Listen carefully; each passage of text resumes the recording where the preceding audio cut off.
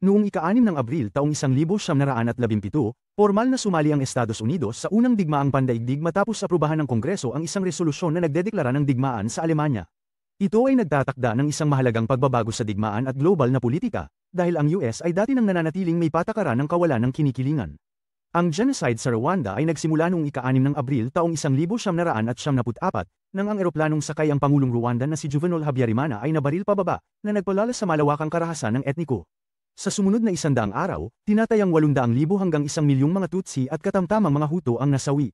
Noong ika-6 ng Abril taong 1974, ang grupong Swedish pop na ABBA ay nanalo sa Eurovision Song Contest gamit ang kanilang kanta na Waterloo. Ang tagumpay na ito ay nagdala sa kanila sa pandaigdigang kasikatan at malaki ang naiambag nito sa global na industriya ng musika. Ginagawa ang ABBA na isa sa mga pinakamabentang musikong artista ng lahat ng panahon.